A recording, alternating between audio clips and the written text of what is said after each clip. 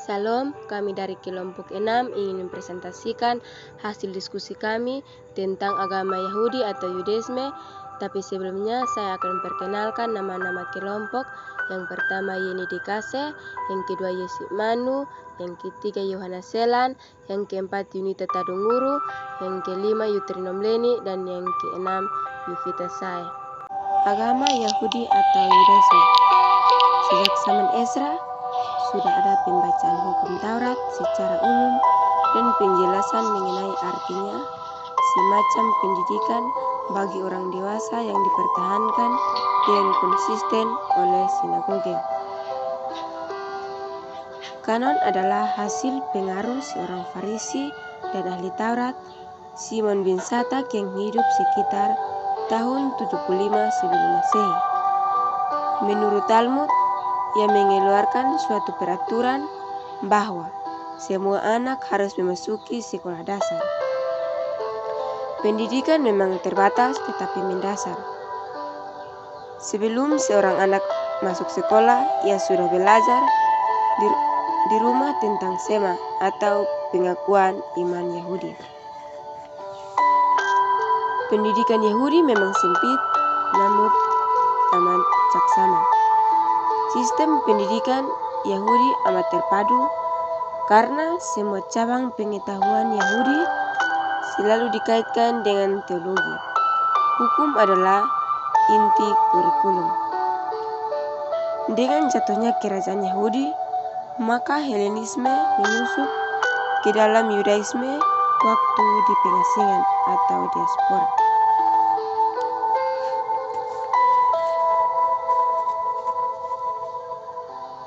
Semangat belajar yang tinggi adalah suatu ciri dalam kehidupan Yahudi. Mempelajari Taurat adalah tanda kesalahan, dan orang Yahudi yang taat meluangkan waktu untuk mempelajari hukum. Yesus mengutip dari kitab Taurat, Mazmur, dan kitab Nabi-Nabi, yaitu ketiga bagian kitab suci bangsa Ibrani, serta menggunakannya sebagai dasar perdebatan mengenai rahasia keilahian dirinya sendiri. Paulus meyakinkan mereka bahwa kitab Perjanjian Lama adalah tulisan yang diilhamkan Allah dan menyatakan pada Timotius bahwa kitab suci Perjanjian Lama dapat memberi hikmat dan keselamatan oleh iman kepada Yesus Kristus. Pada tahun 130, Aquila, seorang Yahudi dari Pontus, membuat suatu terjemahan yang sangat harfiah dari naskah Ibrani ke dalam bahasa Yunani. Kemudian diikuti oleh terjemahan Theodotion, seorang pengikut baru Yudaisme sama seperti Aquila. Masa Perjanjian Lama diakhiri oleh kitab Meleaki, nabi yang terakhir, tahun 450 sebelum Masehi. Berkembanglah di Palestina suatu gerakan penulisan Alkitab, yaitu Apokrifa, dari bahasa Yunani yang berarti terselubung, tersembunyi, atau rahasia. Urutan-urutan dari buku Apokrifa adalah 1 Esdras, 2 Esdras, Tobit, Yudit, tambahan-tambahan pada kitab Ester, kebijaksanaan Salomo, Sirak, Baruk, nyanyian 3 pemuda kudus, kisah Susana, Dewa Bel dan Naga Babel, doa Manasye, 1 Makabe dan 2 Makabe. Menurut Oesterley, ini bukanlah urutan yang kronologis, tetapi sekedar perkiraan masa penulisannya. Kebanyakan buku ini ditulis pada masa peperangan dan kehidupan nasional yang kacau di antara waktu kembali dari pembuangan dan kehancuran Yerusalem.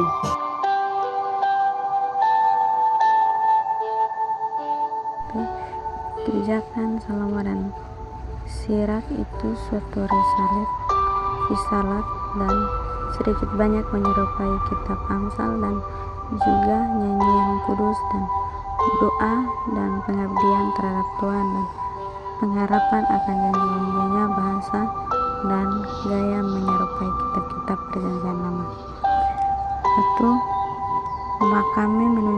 sejarah mereka tidak tepat dan norma pengarangan tidak jelas. Pengaruh nampaknya karena ada ambilan dari mereka di dalam perjanjian baru, misalnya Sirak 44-16, Kenok berkenan pada Tuhan disarankan dalam Ibrani 11 ayat 5. Tentang diaspora. Meskipun secara adat Palestina adalah tanah air bangsa Yahudi, bagian-bagian terbesar dari orang Yahudi, dan Palestina justru tinggal di luar perbatasan tanah suci. Mereka disebut Yahudi diaspora atau perserakan. Mereka dapat diketemukan di hampir semua kota-kota besar, dari Babilonia hingga Roma, dan di banyak tempat-tempat lainnya kemana saja mereka terbawa oleh arus perniagaan atau kolonisasi. Dan penyebaran bangsa Yahudi dimulai sejak kejatuhannya kerajaan sebelah utara pada tahun 721 sebelum Masehi, dan ketika Sargon dari Asyur atau Assyria mendeportasi penduduk Israel dan menempatkannya di daerah-daerah kekuasaan mereka yang baru di Asyur. Dan kerajaan Yudea sebelah selatan dikalahkan oleh pasukan Babilonia pada tahun 597 sebelum Masehi juga. Dan masyarakat kelas atau yang dibawa ke Babilonia dan kelompok deportasi yang kedua dan ketiga menyusul hingga tinggallah penduduk yang termiskin di tanah itu yang tidak terusik.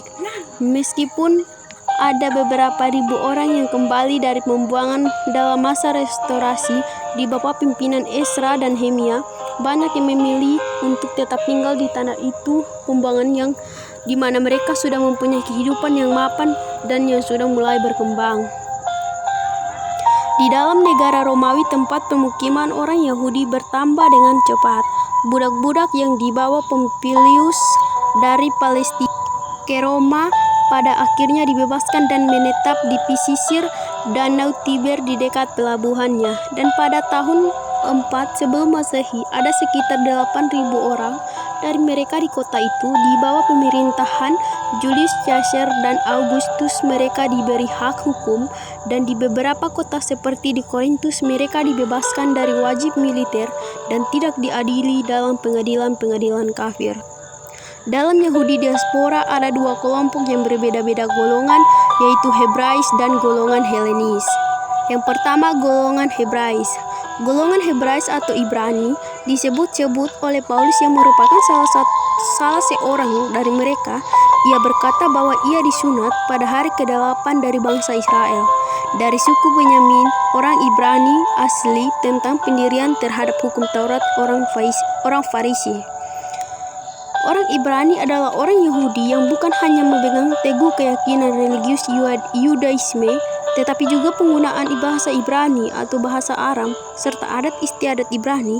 Dan Paulus juga berkata bahwa ia didikan dalam hukum nenek moyangnya, dan caranya mengutip dari perjanjian lama menunjukkan bahwa ia sangat memahami kitab suci Ibrani maupun versi lainnya dalam bahasa Yunani. Secara teologis, kaum Esseni mengurapi kaum Farisi dalam hal ketaatan mereka pada hukum dan keyakinan supernaturisnya.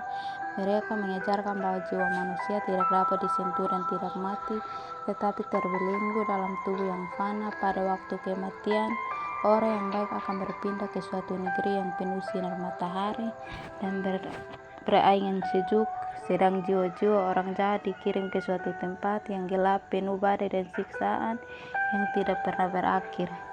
Kecenderungan akses kaum Esseni dalam banyak hal dapat dibandingkan dengan kecenderungan hidup membiara yang timbul dalam agama Kristen zaman dahulu. Sebagian dari ajarannya mereka nampaknya dicampuri oleh pengaruh asing, karena dalam sikapnya mereka mengurapi penganut Syotisme. Anehnya mereka tidak pernah diasing yang di dalam kitab suci ada beberapa penulis yang berpendapat bahwa Yohanes Pembaptis dan Yesus adalah orang Esseni, sehingga agama Kristen merupakan pertumbuhan Esseni. Meskipun ada beberapa kemiripan kecil, namun ketaatan hukum dalam Esseni dibandingkan dengan pengetahuan kasih anugerah dalam agama Kristen membuat keduanya tidak mungkin untuk disejarkan. Suatu bab baru dalam sejarah kaum Esseni telah terungkap dalam suatu panggilan di Qumran, suatu daerah sekitar 7 mil di selatan Yeriko, di atas dataran tinggi di tepi laut mati adanya terunan Tuhan bangun di tempat itu sudah lama diketahui, tetapi semula diduga sebagai sisa-sisa bentang perbatasan Romawi dalam musim semi atau awal musim panas pada tahun 1947. Beberapa gembala Beduin menemukan 8 buah bejana besar berisi gulungan naskah kuno di dalam sebuah gua dekat Qumran. Sekte agama ini dibandingkan dengan agama lain dalam negara Romawi, rasa persatuan dalam Yudaisme lebih besar meskipun semua sekte berpegang pada hukum. Yang pertama, kaum Farisi. Kaum ini berpengaruh dalam masa Perjanjian Baru dan juga banyak pengikutnya. Kaum ini adalah kelompok yang terpisah pada zaman Sisura Makabe pada tahun 135 sebelum Masehi. Kaum ini terkenal sebagai orang baik. Kaum Farisi juga mengurus penguburan Yesus. Di antara semua kaum Farisilah yang masih bertahan sampai saat ini. Yang kedua, kaum Saduki, salah satu keluarga Sadok yang memegang jabatan imam pada masa penawanan yang terdapat dalam kitab 2 Tawarik 31 ayat 10, Yehezkiel 40 ayat 46. Kaum ini juga disebut sebagai kelompok imam hingga zaman Kristus. Kaum ini sangat berbeda dengan kaum Farisi. Mereka tidak dapat mempertahankan diri setelah kehancuran Yerusalem. Yang ketiga, kaum Eseni.